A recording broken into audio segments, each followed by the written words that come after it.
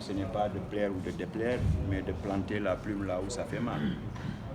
Je me suis un peu essayé à l'usurpation de vos fonctions, dans la mesure où j'ai essayé de donner une photographie ou une capture d'image pour être plus trivial et être en phase avec l'évolution de la novlangue, une capture d'image de ce dont j'ai été témoin à travers mon parcours militant.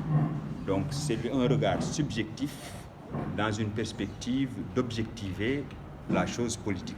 Voilà. Et donc le constat, c'est que compte tenu des avantages comparatifs que nous avions à l'aube des indépendances, je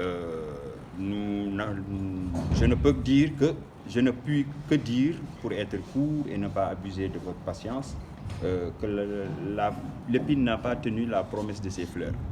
Donc nous tous, nous avions été bercés dans des rêveries de transformation sociale et de progrès, mais après 2 alternances et avec une pratique politique complètement dépravée, anachronique et totalement en déphasage avec les exigences de l'heure, je ne puis que constater ce désastre-là et le nommer.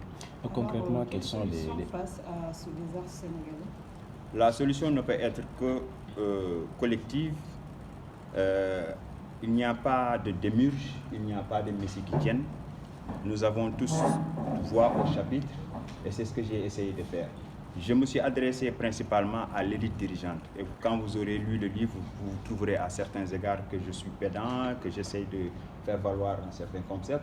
Loin de moi cette idée de pédanterie, mais je voulais un peu titiller cette élite-là qui n'a de cesse de se jouer de nous les enfants des pauvres, nous de la banlieue, nous les laissés pour compte.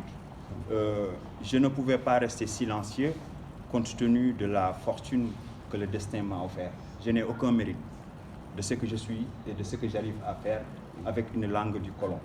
Je ne suis pas d'une famille de locution française et au contraire, la seule raison pour laquelle mes parents m'ont frappé, c'était pour aller apprendre la langue. Et donc je ne me suis pas gêné à utiliser toutes les clauses de style possibles et inimaginables afin de tutoyer cette élite qui se joue de nous. Je suis de Hariala, je suis né à Hariala et je parle pour mes amis dont les conditions sociales n'ont pas permis, dont les conditions sociales de leurs parents ne leur ont pas permis d'accéder là où la Providence